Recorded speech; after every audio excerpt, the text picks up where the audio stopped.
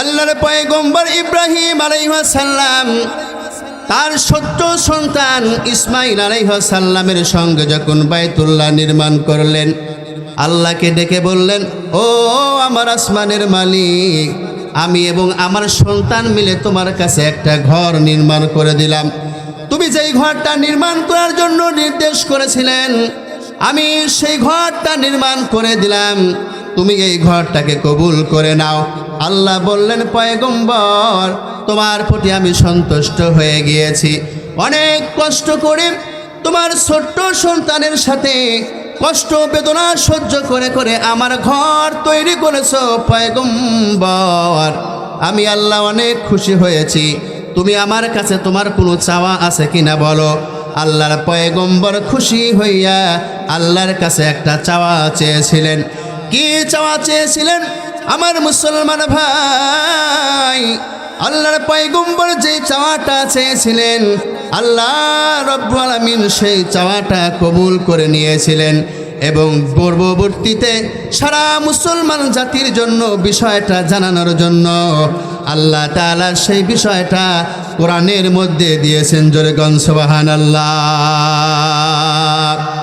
আল্লাহর পয়গম্বর কি কথা বলেছিলেন? আল্লাহ তাআলা বলেন, রব্বানা ওয়াবআথ ফীহিম রাসূলাম মিনহুম ইয়াতলু আলাইহিম আয়াতিক ওয়া ইউআল্লিমুহুমুল কিতাবা ওয়াল হিকমাতা ওয়া ইউযাক্কিহিম ইন্নাকা আনতাল আসীসুল হাকীম।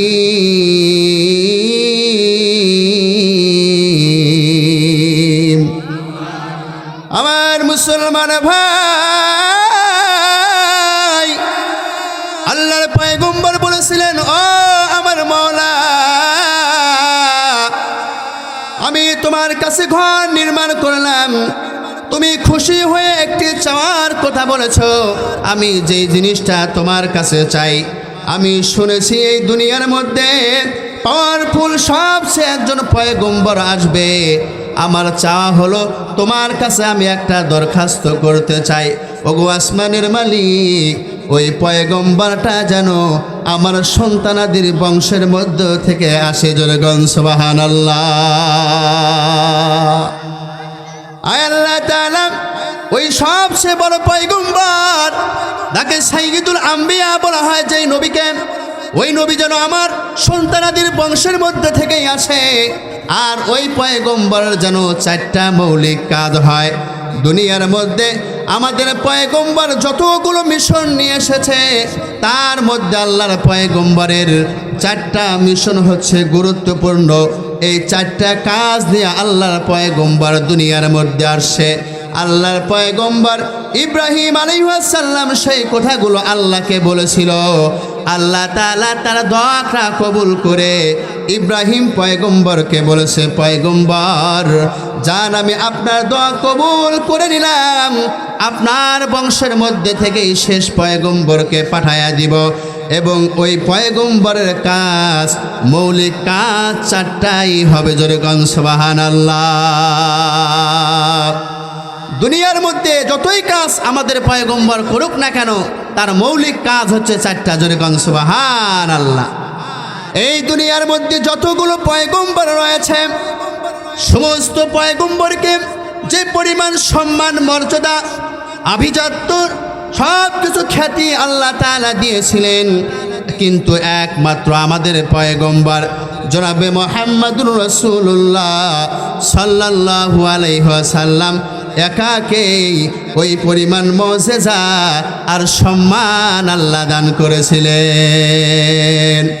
सबसे औलिया है व आला है हमारा नबी, हमारा नबी, हमारा नबी। আল্লাহু আকবার বলেন। আমার মুসলমান ভাইরা, আমার যে কথা বলতেছিলাম, আমাদের পয়গম্বরের এক নম্বর কাজ হচ্ছে রব্বানা ওয়াবআস ফীহিম রাসূলাম মিনহুম ইয়াতলু আলাইহিম আয়াতিক। এক নম্বর কাজ হলো আল্লাহ তাআলা পয়গম্বরকে বলেছেন, ও আমার পয়গম্বর, দুনিয়ার মধ্যে আপনার 1 নম্বর কাজ হলো যেই কোরআন আমি আপনার প্রতি অবতীর্ণ করেছি, এই কোরআন আপনি নিজে শিখবেন এবং তেলাওয়াত করে করে মানুষদেরকে শিক্ষা দিবেন। ইয়াতলুনা আলাইহিম আয়াতিক। এই জন্য আল্লাহর পয়গম্বর হাদিস শরীফের মধ্যে বলেন, দুনিয়ার মধ্যে কোনো মুসলমান যদি এই কোরআনে কারিম তেলাওয়াত করে, দুনিয়ার মধ্যে কোনো কিতাব তেলাওয়াত করলে তার কোনো সওয়াব হবে কি হবে না, কোনো নেকি হবে কি হবে না, আর কোনো গ্যারান্টি নাই। কিন্তু আমাদের পয়গম্বর বলেন, দুনিয়ার মধ্যে কোনো উম্মত যখন মহাব্বত নিয়ে ভালোবাসা নিয়ে কোরআনে কারিমের তেলাওয়াত করবে, আল্লাহ তাআলা খুশি হইয়া কমপক্ষে ওই ব্যক্তির আমল নামায় প্রত্যেকটা হরফের বিনিময়ে 10টি করে নেকি দান করবে। এই জন্য আল্লাহর পয়গম্বর এত বেশি তেলাওয়াত করতেন, এত বেশি তেলাওয়াত করতেন গো ভাই। নবীজির স্ত্রী আম্মা জান আয়েশা রাদিয়াল্লাহু তাআলা আনহা বলেন, আল্লাহর পয়গম্বর এত বেশি কোরআন তেলাওয়াত করতেন, নামাজের মধ্যে এত বেশি কোরআন তেলাওয়াত করতেন, তেলাওয়াত লম্বা হওয়ার কারণে পয়গম্বরের পাগুলো ফুলে ফুলে মোটা হয়ে যেতেন। জোরে গণ সুবহানাল্লাহ। আমার মুসলমান ভাই, আল্লাহর পয়গম্বর কোরআন তেলাওয়াত করতেন, শুধু এইরকম নয়, বরং বেশি বেশি তেলাওয়াত করতেন। পাশাপাশি কোনো সাহাবা কেরাম যখন তেলাওয়াত করতেন, কোন সাহাবা কেরামদেরকে ডেকে নিয়ে এসে আল্লাহর পয়গম্বর কোরআন তেলাওয়াত শুনতেন। আল্লাহর পয়গম্বর কোরআন তেলাওয়াত এত বেশি করতেন, আবার কোরআন তেলাওয়াত তিনি শ্রবণ করতেন। হাদিস শরীফের মধ্যে ঘোষণা পাওয়া যায়, আল্লাহর পয়গম্বর একবার ইশার নামাজ পড়ে বাসায় যাচ্ছে, হঠাৎ করে খবর পেলেন কোনো একটি বাড়ি থেকে যেন কোরআনের তেলাওয়াত ভেসে আসতেছে। আল্লাহর পয়গম্বর চিন্তা করলেন, কে গো, ইশার নামাজ পড়ে তুমি কোরআন তেলাওয়াত করতেছ। আল্লাহর পয়গম্বর কি করলেন, হাঁটা বন্ধ দিয়ে বাড়িতে আর গেলেন না, সেই বাড়ির দিকে গেলেন যেই বাড়ি থেকে কোরআনের তেলাওয়াত ভেসে ভেসে আসতেছেন। সেই বাড়ির পাশে গিয়ে দেখলেন, ওই তো আমার একজন বৃদ্ধ সাহাবী হযরত আবু মুসা আশআরী রাদিয়াল্লাহু তাআলা আনহু, তিনি কি করতেছেন, ইশা নামাজ পড়ে ঘুমানো বাদ দিয়া আল্লাহর ভালোবাসা অন্তরের মধ্যে লইয়া এই বৃদ্ধ সাহাবী তিনি মধুর সুরে কোরআন তেলাওয়াত করতেছে। জোরে গান সুবহানাল্লাহ। খুদ কায়াবি ইচুনি বাজারেরা কে বায়াখি গুল মিখুরি গুলজারেরা। আমার মুসলমান ভাই, আল্লাহর পয়গম্বর ওই সাহাবীর জানালার কাছে চলে গেল। যাওয়ার পরে যতক্ষণ পর্যন্ত নবীজির সাহাবী কোরআন তেলাওয়াত করলেন, পয়গম্বর সারা বিশ্বের রহমত সর্বোচ্চ পয়গম্বর একজন সাধারণ সাহাবীর কোরআন তেলাওয়াত তার জানালার পাশে দাঁড়ায়া দাঁড়ায়া তিনি শ্রবণ করলেন। যতক্ষণ তেলাওয়াত করলেন আল্লাহর পয়গম্বর ততক্ষণ পর্যন্ত তেলাওয়াত শুনলেন। এবার সাহাবী যখন তেলাওয়াত বন্ধ করে ঘুমিয়ে গেল, আল্লাহর পয়গম্বর বাসায় চলে গেল। পরের দিন ফজর নামাজ পড়ে আল্লাহর পয়গম্বর বলতেছেন, ও আমার সাহাবার দল, তোমাদের মধ্যে কি আবু মুসা আশআরী আছো নাকি? সঙ্গে সঙ্গে নবীজির সাহাবী আবু মুসা আশআরী রাদিয়াল্লাহু তাআলা আনহু তিনি হাত উঠাইয়া লাব্বাইক বলে আল্লাহর পয়গম্বরের সামনে উপস্থিতি প্রকাশ করলেন। আল্লাহর পয়গম্বর বললেন, সাহাবী তুমি আমার সামনে চলে আসো। আল্লাহর পয়গম্বর নির্দেশ করার সঙ্গে সঙ্গে সাহাবীর চোখের পানিগুলো ছেড়ে দিয়ে আল্লাহর কাছে দোয়া করলেন, মাবুদ সেখানে অনেক সাহাবী রয়েছে, 1 নম্বর 2 নম্বর সাহাবী রয়েছে, আল্লাহর পয়গম্বর তাদেরকে ডাকলেন না কেন? আল্লাহর পয়গম্বর আমাকে ডাকলেন, না জানি কোনো ভুল করে ফেলেছি গো মাবুদ। আল্লাহর পয়গম্বরের শানে না জানি কোন ভুল আমি করে ফেলেছি। অন্তরের মধ্যে ভয় লইয়া আস্তে আস্তে আল্লাহর পয়গম্বরের সাহাবী নবীর সামনে চলে গেল। আল্লাহর পয়গম্বর জিজ্ঞাসা করলেন, ও আমার সাহাবী, গতকাল ঈশার নামাজ পড়ে তুমি কি করতেছিলা? নবীজির সাহাবী বললেন, আল্লাহর পয়গম্বর, ঈশার নামাজ পড়ে আমি একটু কোরআন তেলাওয়াত করতেছিলাম। আল্লাহর পয়গম্বর বললেন, সাহাবী, কেন তুমি কোরআন তেলাওয়াত বন্ধ করে দিয়েছিলা? তুমি কি জানো নি তোমার কোরআনে কারিমের তেলাওয়াত কে শুনতেছিল?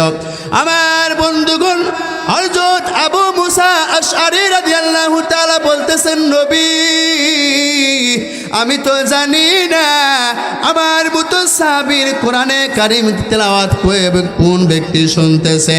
পয়গম্বর বললেন, সাহাবী, তুমি যখন কোরআনে কারিমের তেলাওয়াত করতেছিলা, তোমার তেলাওয়াত শুনতে এত ভালো লাগতেছিল, এত ভালো লাগতেছিল, যতক্ষণ পর্যন্ত তুমি তেলাওয়াত করেছিলা আমি নবী হইয়া তোমার জানালার পাশে দাঁড়ায়া দাঁড়ায়া তোমার তেলাওয়াত শুনেছি। আমার মুসলমান ভাই, আল্লাহর পয়গম্বর বললেন, ও আমার সাহাবী, কেন তুমি তেলাওয়াত বন্ধ করেছিলা? তোমার তেলাওয়াত তো অনেক সুন্দর লাগতেছিল। সাহাবীর চোখের পানিগুলো ছেড়ে দিয়ে কাঁদতে কাঁদতে বলতেছে, ও আল্লাহর পয়গম্বর, আল্লাহর কসম করে বলতেছি, আমার মতো সাহাবী যদি স্বপ্নে যোগেও আমি জানতে পারতাম আমার মতো সাধারণ একজন সাহাবীর কোরআন তেলাওয়াত সারা বিশ্বের রহমত সর্বোচ্চ পয়গম্বর শ্রবণ করতেছে, আল্লাহর কসম করে বলি গো নবী, সারা রাত্রি জেগে জেগে কোরআন তেলাওয়াত করে আপনার মনের মধ্যে শান্তি ফিরাইয়া দিতাম। এক মুহূর্তের জন্য আমি বালিশে মাথা রাখতাম না। আমার মুসলমান ভাইরা আমার, এই জন্য আল্লাহর পয়গম্বর যেহেতু কোরআন তেলাওয়াত করেছেন, বেশি বেশি কোরআন শ্রবণ করেছে, আমরা তার উম্মত হিসাবে আমাদেরকেও কোরআন তেলাওয়াত শিখতে হবে। কথা বলেন ঠিক কিনা? আমাদেরকেও কোরআন শরীফ শ্রবণ করতে হবে। যেই কাজটা করেছে আল্লাহর পয়গম্বর, আমরা তাদের উম্মত হিসাবে আমাদেরকেও করতে হবে। দুনিয়ার মধ্যে আল্লাহর পয়গম্বরের মিশন এক নম্বর যেটা ছিল, আল্লাহর পয়গম্বর এত বেশি কোরআন তেলাওয়াত করেছে, মানুষদেরকে তেলাওয়াত করে শুনেছে। আমরা যদি দুনিয়ার মধ্যে আল্লাহর পয়গম্বরের মিশন বাস্তবায়ন করতে চাই, তাহলে আমাদেরকেও কি করতে হবে? বেশি বেশি করে কোরআন শিখতে হবে এবং মানুষদেরকে তেলাওয়াত করে করে শোনাইতে হবেন। বলেন ঠিক কিনা? কিন্তু আমরা কি করি? আমাদের সমাজের বাস্তব চিত্র হচ্ছে, আজকে মুসলমানের ঘরে জন্ম নিয়ে আমরা দুনিয়ার সব পারি। যুবক ভাইরা নাটকের ডায়লগ পারে, যুবক ভাই নামাজ পায় না। কথা বলেন ঠিক কিনা? যুবক ভাইরা গান পড়ে কিন্তু একটা কালেমা শরীফ জিজ্ঞাসা করলে পারে না।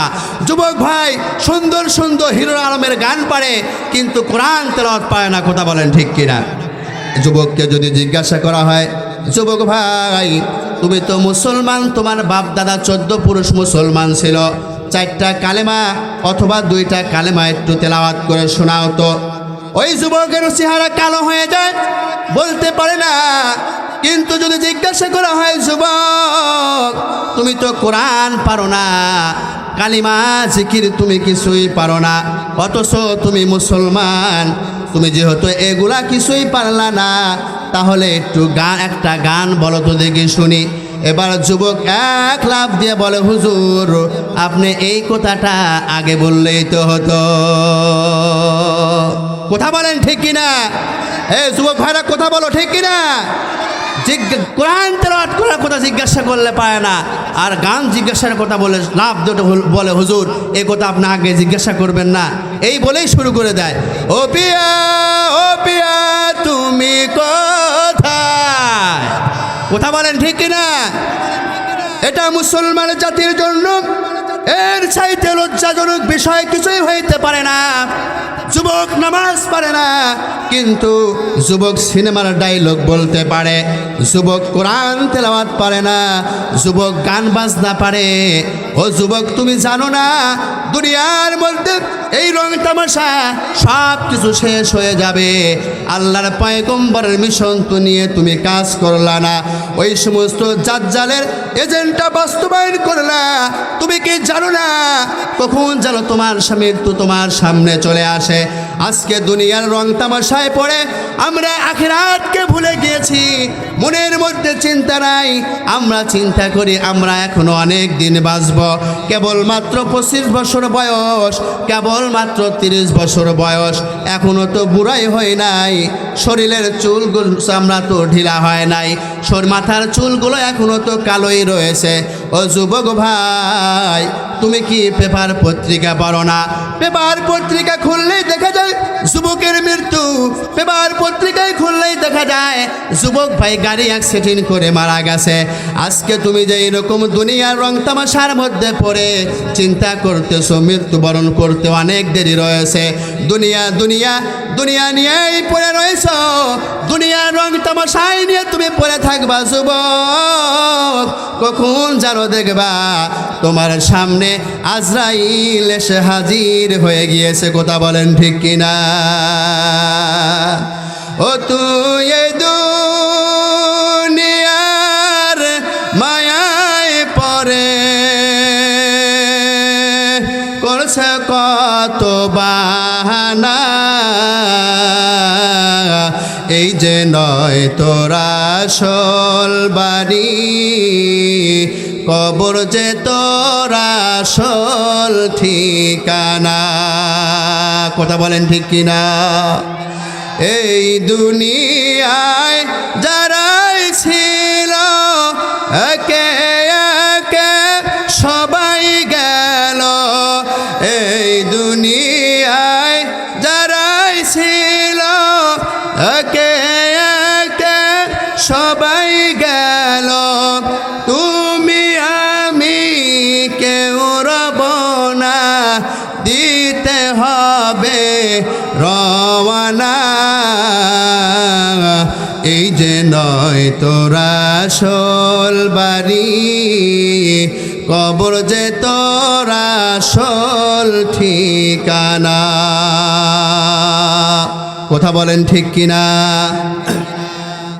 এই জন্য আমাদেরকে বেশি বেশি কোরআন তেলাওয়াত করতে হবে, দুনিয়ার মহাব্বতে পড়ে আখিরাত যেন আমরা ভুলে না যাই।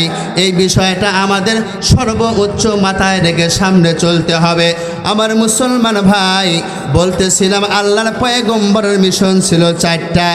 1 নম্বর মিশন হলো কোরআনে কারিম শিক্ষা করা এবং তেলাওয়াত করা। কথা বলেন ঠিক কিনা? আপনাদের মনে আছে আল্লাহর পয়গম্বরের 1 নম্বর মিশন কি ছিল? কোরআন শরীফ তেলাওয়াত করা এবং মানুষদেরকে তেলাওয়াত শোনানো। কি হবে শুনলে? এর ফায়দা আছে না নাই? আল্লাহর পয়গম্বর বলেন এই কোরআনে কারিম এমন একটি আল্লাহ দেওয়ার কিতাব, এটা রবি ঠাকুরের লেখা কোনো সাহিত্যকের কিতাব নয়, তাসলিমা নাসরিনের লেখা, তাসলিমা নাসরিনের লেখা কোনো উপন্যাসের বই নয়। এটা হচ্ছে ওই শিবানী আল্লাহ তাআলার পক্ষ থেকে মানুষের হেদায়েতের জন্য, মানব জাতির জন্য দেয়া হয়েছে। আল্লাহর পয়গম্বর বলেন, ও আমার উম্মতের দল, কোনো মানুষ যখন কোরআনে কারিমের তেলাওয়াত করে সে যেন ডাইরেক্ট আল্লাহর সঙ্গে কথা বলল। দুনিয়ার মধ্যে কোরআনে কারিমের তেলাওয়াত করার মানে হলো আল্লাহ তাআলার সঙ্গে কথা বলা, আর হাদিস শরীফ তেলাওয়াত করার মানে হইল ডাইরেক্ট পয়গম্বরের সাথে কথা বলা। এই জন্য মুসলমান ভাই, এই একটা বিষয় নিয়ে আপনাদের সামনে কিছু কথা বলতে চাই। এই কোরআনে কারিমের তেলাওয়াত আমরা শুনব, এর দ্বারা কি পরিমাণ ফায়দা রয়েছে, এটা আমাদেরকে কেন শিখতে হবে, এটার গুরুত্ব কত, আর কি পরিমাণ ফজিলত, যেহেতু এটা কোরআনের মাদ্রাসা, এই জন্য এই বিষয় নিয়ে আমরা একটু আলোচনা করব। এই কোরআনে কারিমের শিক্ষা করা আমাদের জন্য কি, এর ফজিলত কি, এর দ্বারা আখিরাতের মধ্যে কি কি উপকার হবে, এই বিষয় নিয়ে কিছু আলোচনা আপনাদের সামনে করতে চাই। আমার মুসলমান ভাই, আল্লাহর পয়গম্বর বলেন, তলাবুল ইলমি ফারিদাতুন আলা কুল্লি মুসলিম। ওরে আমার উম্মতের দল, এই কোরআনে কারিমের জ্ঞান, দ্বীনের জ্ঞান শিক্ষা করা প্রত্যেক মুসলমান নরনারীর উপরে ফরজ। জোরে কোন ঠিক কিনা? এই কোরআনে কারিমের জ্ঞান শিক্ষা করা প্রত্যেকজন মুসলমানের উপর ফরজ। কথা বলেন ঠিক কিনা?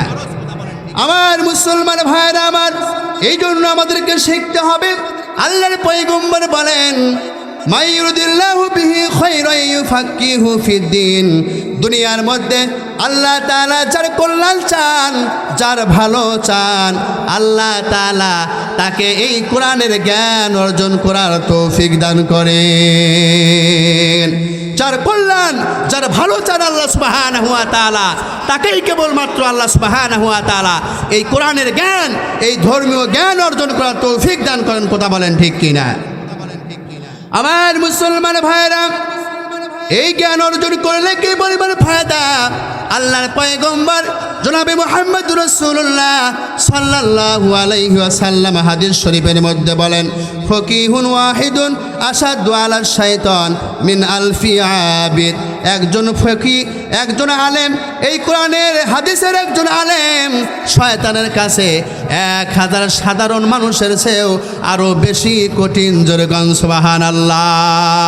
তার মানে 1000 সাধারণ মানুষ যেই রকম হবে, তাদের ইবাদত বন্দেগী চলাফেরা যেই রকম আল্লাহর কাছে ফজিলতপূর্ণ, একজন মানুষ যদি এই কোরআনের গবেষণা করতে করতে কোরআনের ফকি হয়ে যায়, কোরআনের আলেম হয়ে যায়, একজন আবেদ মানুষের যেই পরিমাণ সম্মান মর্তবা আল্লাহ তাআলার কাছে, একজন আলেমের মর্তবা ওই পরিমাণ। জোরে কোন সুবহানাল্লাহ। এরপর হাদিস শরীফের মধ্যে আল্লাহর পয়গম্বর বলেন, ইন্নাল মালাইকাতা লা তাযাউ আজনিহাতাহা রিদাল লিতালিবিল ইলমি।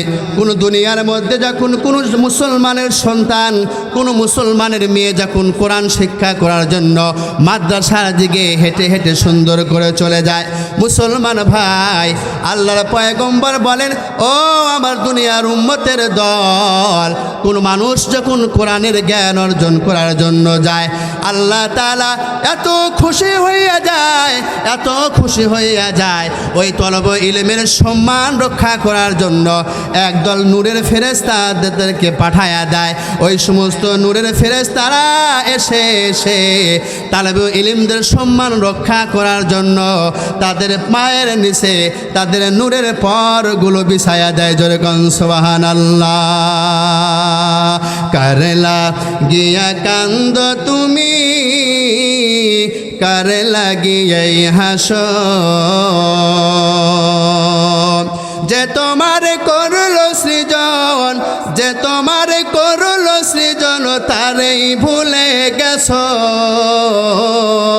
কারলা গিয়া কান্দ মানুষ, কার লাগিয়াই হাসো। আমার মুসলমান ভাই, আজকে আমরা দুনিয়ার মুহাব্বতে এমন ভাবে পড়ে গিয়েছি, আমাদের যে কোরআনের জ্ঞান অর্জন করতে হবে, আল্লাহ তাআলা আমাদেরকে তার বন্দেগী করার জন্য পাঠাইয়াছেন, এই চিন্তা আমাদের মাথার মধ্যে নাই। অথচ আল্লাহ বলতেছেন, বান্দা, ওমা খলাকতুল জিন্না ওয়াল ইনসা ইল্লা লিয়াবুদুন। আমি দুনিয়ার মধ্যে তোমাদেরকে পাঠাইয়াছি একমাত্র আমার বন্দেগী করার জন্য। মুসলমান ভাই, বন্দেগী করতে যখন আমরা যাব, সেই বন্দেগী করার নিয়ম কানুন আমাদেরকে আগে জানতে হবে। কথা বলেন ঠিক কিনা? নিয়ম কানুন না জেনে যদি আমরা সেই বন্দেগী করি, আর করতে করতে কপালের মধ্যে কালো দাগ পড়ে যায়, হাঁটুর মধ্যেও কালো দাগ পড়ে যায়, ওই বন্দেগী আল্লাহ পর্যন্ত পৌঁছাবে না। কথা বলেন ঠিক কিনা? আল্লাহ তাআলার বন্দেগী করার আগে বন্দেগীটা কেমন করে করব, এই বিষয় আমাদের জানার দরকার আছে না নাই? আগে জানতে হবে আমি নামাজ পড়বো, কিন্তু কেমনে পড়তে হবে আমি জানি না, তাহলে সেই নামাজ আমি কেমন করে পড়বো? কথা বলেন ঠিক কিনা? একটা উদাহরণ দেই। মনে করেন আপনি একজন কর্মচারী নেবেন বা একজন ড্রাইভার নেবেন। এখন যদি ওই ড্রাইভারকে বলেন যে তুমি ড্রাইভারি শেখার দরকার নাই, তুমি চাকরিতে ঢোকার পরে তারপরে তুমি ড্রাইভারি শিখে ড্রাইভারি করো, এইরকম ড্রাইভার নেবেন নাকি না আগে থেকেই যে ড্রাইভারি জানে এইরকম ড্রাইভারকে চাকরি দিবেন? আগে থেকেই ড্রাইভারি করতে হলে, মেল ফ্যাক্টরিতে কাজ করতে হলে আগে থেকেই যে কাজ জানতে হবে, তারপরে চাকরিতে ঢোকার পরে তারপরে তাকে চাকরিতে নিবে এবং বেতন দিবে। কথা বলেন ঠিক কিনা? নাকি চাকরিতে ঢোকার পরে কাজ শিখবে, তাহলে সে কাজ করবে কোন সময়? এই জন্য ঠিক সেই রকমভাবে আমাদেরকে আল্লাহ তাআলা বন্দেগী করার জন্য পাঠিয়েছে। এই বন্দেগী আমাদেরকে আগে শিখতে হবে, তারপরে বন্দেগী করতে হবে। কথা বলেন ঠিক কিনা? আজকে মুসলমানের ঘরে জন্ম নিয়ে মুসলমান সব জানে দুনিয়ার মধ্যে 1 বিঘা জমি থেকে কেমন করে বুদ্ধি খাটায় খাটায় 20 বিঘা বানাইলো। বাড়িতে বাবা মা একটা টিনের বেড়াওয়ালা বাড়ি রেখে গিয়েছিল, মাথার বুদ্ধিগুলো খাটায়া খাটায়া আজকে 5 তলা শহরের মধ্যে বাড়ি করেছে। দুনিয়ার সব বুঝি, কিন্তু দিনের বেলায় আমরা সর্বোচ্চ পিছনে পড়ে আসি। বলেন ঠিক কিনা? এটা আমাদেরকে জাহান্নামের দিকে নিয়ে যাইতেছে। এই জন্য এখনো সময় আছে। বাড়ির পাশে মাদ্রাসা, কত সুন্দর একটি প্রতিষ্ঠান, এখানে আসেন, এখানে দিন শিখেন। আল্লাহর পয়গম্বর বলেছেন আল কাইয়্যিসু মান দানা নাফসাহু ওয়া আমিলা লিমা বাদাল মাউত। দুনিয়ার মধ্যে চালাক ব্যক্তি তো সেই ব্যক্তি যে দুনিয়াতে থেকে আখিরাতের জন্য আমল করে করে আল্লাহর প্রিয় বান্দা হয়। কথা বলেন ঠিক কিনা? কিন্তু যারা দুনিয়াতে থেকে শুধু দুনিয়াই কামাই করে, এরা সব চাইতে বদনসিব। কথা বলেন ঠিক কিনা? এই জন্য আমাদেরকে মাদ্রাসায় ভর্তি হতে হবে, আলেম হইতে হবে। আমার মুসলমান ভাইরা আমার, এখানে অনেক আলেম ওলামা রয়েছেন। আল্লাহর পয়গম্বর হাদিস শরীফের মধ্যে বলেন কুন আলিমান আও মুতাআল্লিমান আও মুস্তামিআন আও মুহিব্বান ওয়ালা তাকুনু খামিসান ফাতাহলিক। ওরে দুনিয়ার উম্মতের দল, তুমি আলেম হও, না হয় তুমি জাহান্নাম থেকে বাঁচতে চাইলে তুমি আলেম হও। আলেম যদি না হইতে পারো আলেমের ছাত্র হও। আলেমের ছাত্র যদি না হইতে পারো তাহলে আলেমদের কথা শুনো। আলেমদের কথাও যদি তুমি না শুনতে পারো, অন্তত পক্ষে আলেমদেরকে মহাব্বত করো। হয় আলেম হও, না হয় আলেমের ছাত্র হও। ছাত্র যদি না হইতে পারো তাহলে তুমি আলেমদের কথা শোনো। আলেমের কথাও যদি না শুনতে পারো তাহলে আলেমদেরকে মহাব্বত করো। এর বাহিরে তুমি যাও না, আলেমদেরকে ঘৃণা করিও না। ফাতাহলিক, তাহলে তুমি ধ্বংস হয়ে যাবে। তোমার জন্য আল্লাহর জাহান্নাম অপেক্ষা করতেছে। এই 4টা ছাড়া আর মুসলমানের জীবনে কোনো অপশান নাই। 1 নম্বর হও, আলেম হও, না হয় আলেমের ছাত্র হও। ছাত্র যদি না হইতে পারো আলেমের কথা শোনো। কথাও যদি না শুনতে পারো অন্তত পক্ষে আলেমকে মহাব্বত করতে হবে। এর বাইরে গেলে আমরা জাহান্নামী হয়ে যাব। কথা বলেন ঠিক কিনা? আমার মুসলমান ভাইরা আমার, আলেমের কেমন মর্যাদা, কেমন সম্মান, একটু হাদিস শরীফ আপনাদের সামনে বলে দিয়ে যাই। আল্লাহর পয়গম্বর হাদিস শরীফের মধ্যে বলেন আল্লাহ রাব্বুল আলামিন কিয়ামত করে পৃথিবী ধ্বংস করার পরে যখন হাসর কায়েম হয়ে যাবে, মানুষের মাথার উপরে এসে সূর্য যখন উত্তপ্ত দেওয়া শুরু করে দিবে, ওরে নবী উম্মতের দল, মানুষের এমন করুণ অবস্থা হয়ে যাবে, মানুষের মাথার মগজগুলো গলে গলে সেই কঠিন মহাসরের ময়দানে টক বগায়া জমিনের মধ্যে পড়তে থাকবে। এই কঠিন মুহূর্তে আল্লাহ রাব্বুল আলামিন ওই হাসরের ময়দানে এলান করে দিবে, ওরে আমার বান্দা বান্দিরা, তোমাদের মধ্যে কারা কারা আলেম আছো তোমরা চলে আসো, একটা সাইড হয়ে যাও। আল্লাহর পয়গম্বর বলেন আলেমদেরকে সাইড করে একটা পর্দার আড়ালে নিয়ে যাবেন। যাওয়ার পরে আলেম সমাজকে লক্ষ্য করে আল্লাহ একটি ভাষণ দিবেন, বলবেন ও আমার আলেম সম্প্রদায়, আলেম বান্দা বান্দিরা তোমরা শুনে নাও, দুনিয়ার মধ্যে তোমাদেরকে আমার কোরআনের জ্ঞান শিক্ষা দেওয়ার গ্রহণ করার তৌফিক দান করেছিলাম, তোমাদেরকে জাহান্নামে দেওয়ার জন্য নয়। তোমরা আমার কোরআনের জ্ঞান অর্জন করেছিলে, তোমাদেরকে আমি জাহান্নামে দেব না। যাও যাও, আমি আল্লাহ আজকে খুশি হইয়া তোমাদেরকে হাসরের ময়দানে হিসাব শুরু হওয়ার আগেই তোমাদেরকে আমি আলেম হওয়ার কারণে বিনা হিসাবে আমার জান্নাত দিয়ে দিলাম।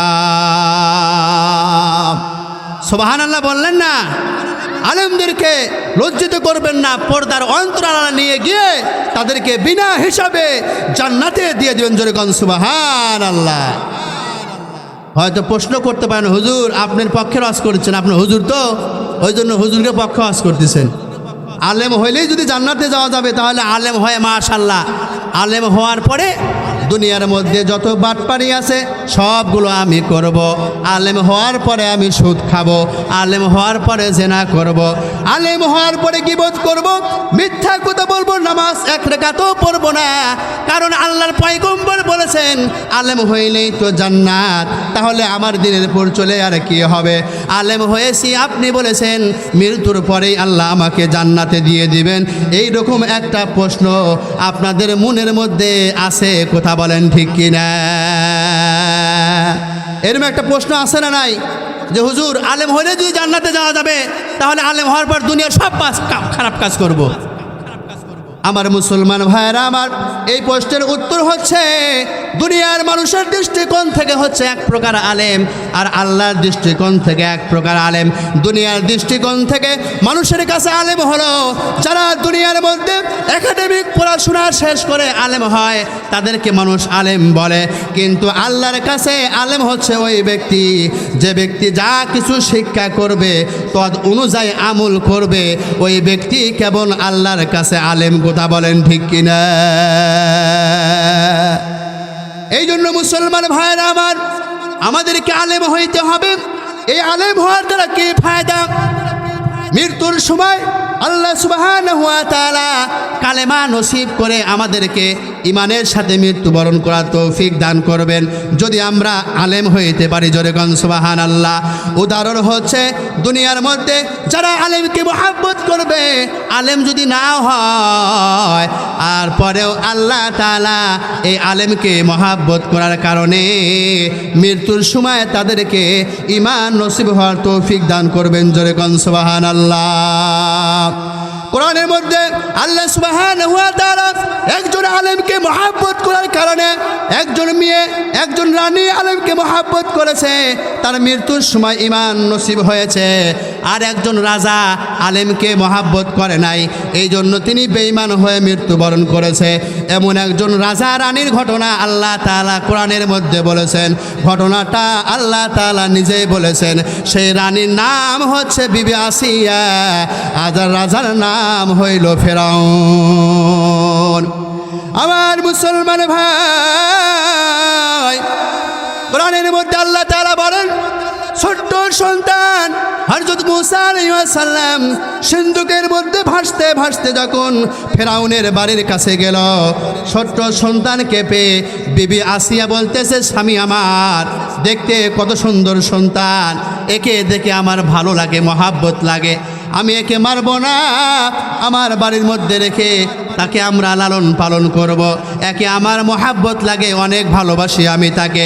আমার মুসলমান ভাইরা আমার, মুফাসসিরে কেরাম বলেন, এই যে বিবি আসিয়া ভালোবাসি কথা বলার কারণে, একজন পয়গম্বরকে ভালোবাসি এই কথা বলার কারণে তার ঈমান নসিব হয়েছে, যার কারণে তিনি মৃত্যুর সময় ঈমানের স্বাদ, জান্নাতের স্বাদ গ্রহণ করতে করতে ঈমানের সঙ্গে মৃত্যুবরণ করেছে। প্রশ্ন করতে পারেন, হুজুর নবী মুসা তো একজন পয়গম্বর ছিল, আর আপনি আলেমের কথা বললেন, আলেম আর পয়গম্বর তো এক হইতে পারে না। রাইসুল মুফাসসিরিন ইবনে আব্বাস রাদিয়াল্লাহু তাআলা আনহু বলেন, শত্রুপনা আর ভালোবাসা ক্ষেত্রে আরেকজন পয়গম্বরকে যেই পরিমাণ ভালোবাসা যায়, ঠিক সেই পরিমাণ একজন আলেমকে ভালোবাসা একই জিনিস। জোরে কোন সুবহানাল্লাহ। ভালোবাসার ক্ষেত্রে আর শত্রু পুরা করার ক্ষেত্রে একজন আলেমকে ভালোবাসা মানে একজন নবীকেই ভালোবাসা। জোরে কোন সুবহানাল্লাহ। আর একজন আলেমকে খারাপ দৃষ্টিকোণ থেকে দেখা ঘৃণা করা মানে একজন নবীকেই ঘৃণা করা। জোরে কোন নাউজুবিল্লাহ।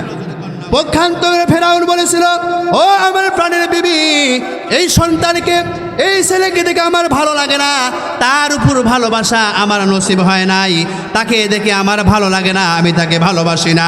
মুফাসসিরে কেরাম বলেন, ফেরাউন এই কথা বলার কারণে আল্লাহ তাআলা তাকে ঈমান নসিব করার তৌফিক দান করে নাই, বরং তাকে নদীর মধ্যে সুবায়া সুবায়া কাদো খাওয়ায়া খাওয়ায়া দুনিয়া থেকে ধ্বংস করে দিয়েছে।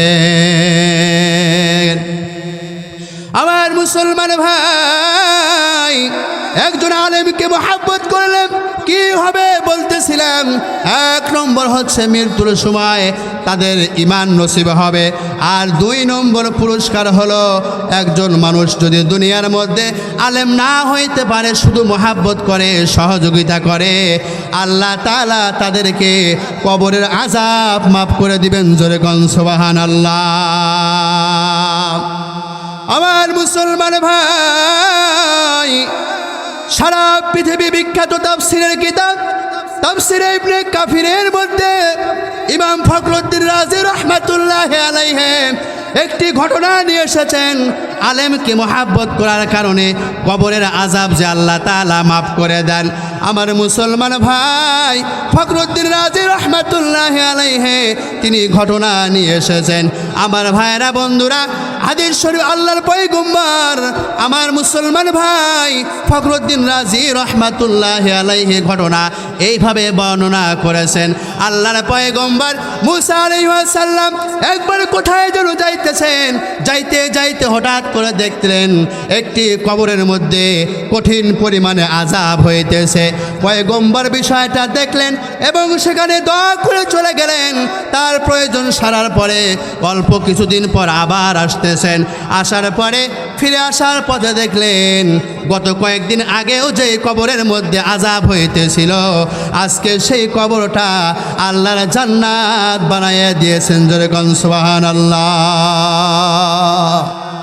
জান্নাত যে কত বড় নিয়ামত, এই জান্নাত এ কথা আমরা ভাষায় প্রকাশ করতে পারবো না। কথা বলেন ঠিক কিনা? আমরা সকলেই জান্নাত পাইতে চাই। কথা বলেন ঠিক কিনা? কিন্তু জান্নাত শুধু পাইতে এই আশা অন্তরের মধ্যে লালন করে চলবে, নাকি জান্নাত পাওয়ার কাজ করতে হবে? আমাদেরকে কাজ করতে হবে, তাহলেই আল্লাহ সুবহানাহু ওয়া তাআলা আমাদেরকে এই সর্বোচ্চ নিয়ামত জান্নাত দান করবেন। কথা বলেন ঠিক কিনা?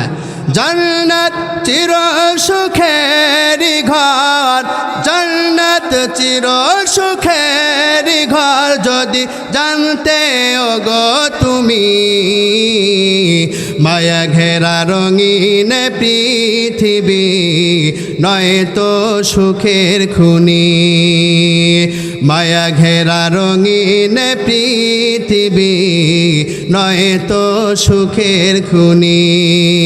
কথা বলেন ঠিক কিনা? এই জন্য জান্নাত পাইতে হলে জান্নাত পাওয়ার মতো আমাদেরকে কাজ করতে হবে। নবীর রওজা শরীফ দেখে মন ভরে না, নবীর রওজা শরীফ দেখে মন ভরে না, দিদার দাও গো শাহে মদিনা, দিদার দাও গো শাহে মদিনা।